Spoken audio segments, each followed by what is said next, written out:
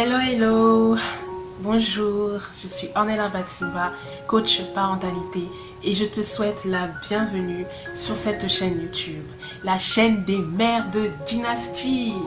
Oui, parce que je suis convaincue que nous allons élever, éduquer des enfants qui deviendront des futurs hommes et des futures femmes d'impact. Aujourd'hui, dans cette vidéo, je vais te présenter 5 clés qui te permettront de développer une complicité avec ton enfant. Tout d'abord, pourquoi développer une complicité avec son enfant? Parce que bien évidemment, en tant que parent, en tant que maman, nous voulons bien sûr être proches de nos enfants. Nous voulons qu'ils se sentent libres de parler de tout ce qui leur touche, de partager leurs moments de joie, leurs moments de peine. Nous voulons qu'ils sentent qu'ils peuvent avoir confiance en nous. Mais pour cela, tu dois instaurer une complicité qui fera que ton enfant saura qu'il pourra venir vers toi sans problème, sans difficulté, parce qu'il a confiance en toi. Alors, la première clé que je te donne est de t'intéresser à ce qu'il aime. Intéresse-toi à ce qu'il aime faire. Oui, parce que quand tu t'intéresses à ce que ton enfant aime et ce qu'il aime faire, il verra que tu as une attention particulière sur lui. Et de ce fait, vous allez avoir un centre d'intérêt, un intérêt d'échange, de partage, qui est sa passion, ses talents, ses dons. Et donc, le fait de le laisser, d'une part, s'exprimer dans ce qu'il aime faire, de ce qu'il aime faire, et de communier avec lui dans cette activité-là, ça lui permettra de se sentir à l'aise, de se sentir écouté, de se sentir apprécié. La deuxième clé que je te donne pour développer une complicité avec ton enfant, c'est de passer un temps de qualité avec lui. Passer un temps de qualité, c'est pas seulement 5 minutes, allez hop, je suis à toi, je t'écoute. Non, un temps de qualité, c'est-à-dire un moment même à l'extérieur du contexte familial, à l'extérieur de la maison, où vous faites une activité ensemble. Je sais pas, ça peut être une sortie, ça peut être aller voir un film au cinéma, ça peut être visiter une exposition, ou je sais pas, simplement une promenade. Il n'y a pas besoin de chercher bien loin. Mais dans ce moment-là, c'est toi et lui. C'est un moment particulier où il sait que tu es disponible pour lui. Ton enfant sait que tu es disponible pour lui. Et le fait d'être à l'extérieur du contexte familial, ça change, l'environnement change. Et tu vas voir que ton enfant peut être amené à discuter avec toi des sujets qu'il n'aurait même pas imaginé discuter avec toi au sein de l'enceinte familiale. Le fait d'être aussi dans une activité à l'extérieur, ça ouvre son esprit, ça éveille sa curiosité et ça le stimule en quelque sorte. Donc voilà que tu te mets à développer son intellect. Donc passe un temps de qualité, il s'en rappellera, il s'en souviendra. Même lorsqu'il sera grand, il se rappellera que ah oui, je me rappelle, quand j'étais petit ou quand j'étais petite, je faisais ça avec ma mère, je faisais ça avec mes parents. Et ça le marquera.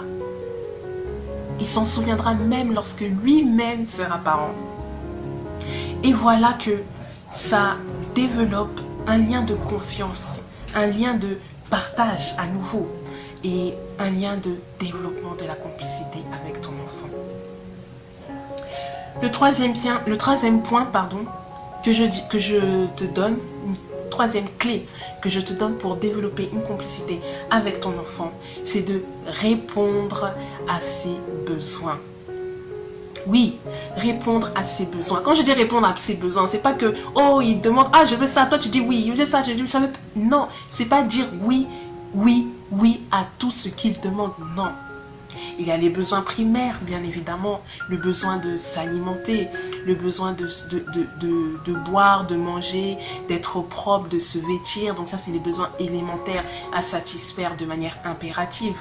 Je n'en disconviens pas, mais il y a d'autres besoins qui lui sont propres par rapport à sa personnalité, par rapport à son caractère. Il a peut-être besoin de vouloir s'aérer l'esprit, de vouloir sortir 5 minutes, de vouloir courir par exemple pour un peu se détendre. Il a besoin de courir. S'il a ce besoin-là particulier, réponds-lui favorablement et tu verras qu'il sera enjoué, il sera content, il va se dire oui, ma mère est à l'écoute de ce que j'ai besoin. Et au lieu de mener une crispation, au lieu qu'il soit crispé, au lieu qu'il soit tendu, au lieu qu'il soit en colère parce que tu lui auras dit non pour une chose aussi simple et facile à répondre qui va derrière avoir un impact positif pour lui et pour votre relation, tu vois que tu es gagnante. Réponds à ses besoins qui ne sont pas satisfaits. Autre clé, c'est de s'amuser avec ses enfants.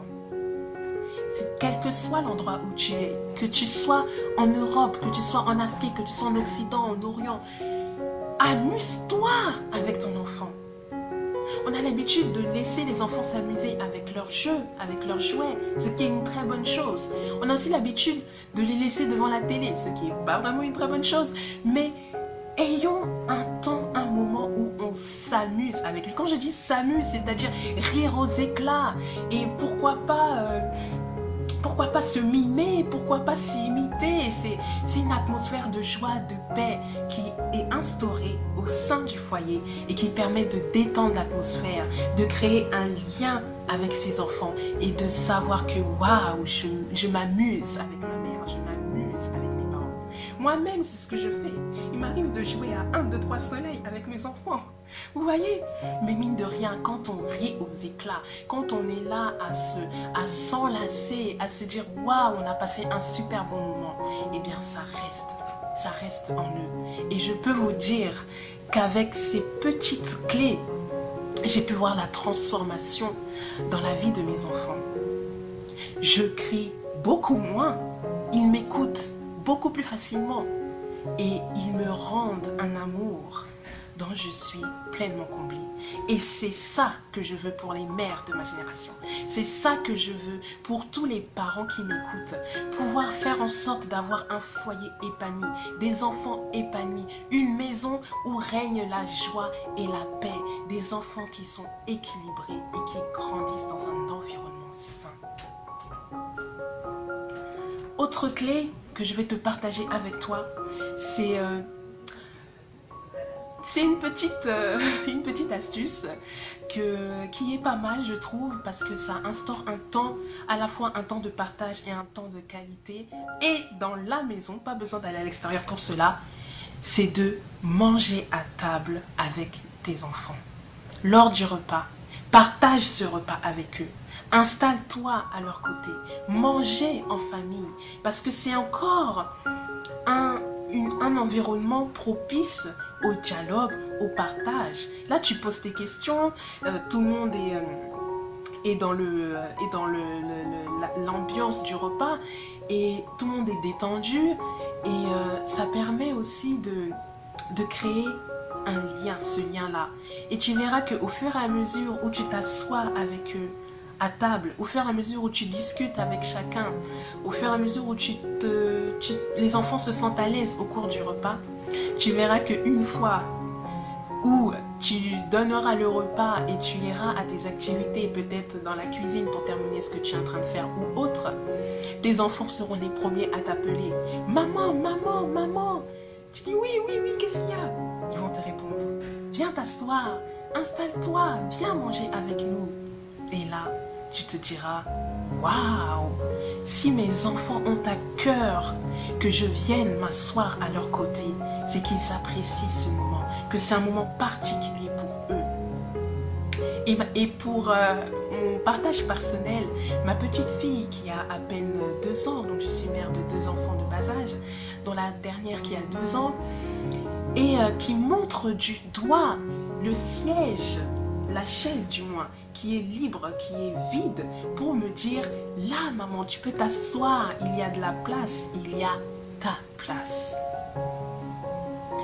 Et au fur et à mesure du temps parce que ça ne se fait pas en un claquement de doigts, ça ne se fait pas du jour au lendemain. Mais petit à petit, lorsque tu vas prendre sur toi, lorsque tu vas prendre conscience de ces petites clés et lorsque tu vas les instaurer dans ton foyer, tu verras des changements en toi-même parce que là où tu étais auparavant crispé, tu vas au final relativiser. Là où tes enfants peut-être te faisaient crier davantage, tu vas temporiser et tu verras que tes enfants seront plus à l'aise avec toi, seront plus à l'aise à la maison et seront plus ouverts à échanger avec toi ce qu'ils vivent au quotidien. Voilà, c'était une petite capsule. J'espère que ça t'a plu. N'hésite pas à mettre des commentaires en bas de cette vidéo. N'hésite pas également à partager cette vidéo dans ton entourage, auprès de tes amis, auprès de toutes les personnes que tu connaisses qui peuvent être intéressés par ces clés, par ces conseils. Et je te dis à très bientôt sur cette chaîne YouTube. N'hésite pas à t'abonner et à activer la cloche des notifications pour être alerté des nouvelles vidéos. À très vite!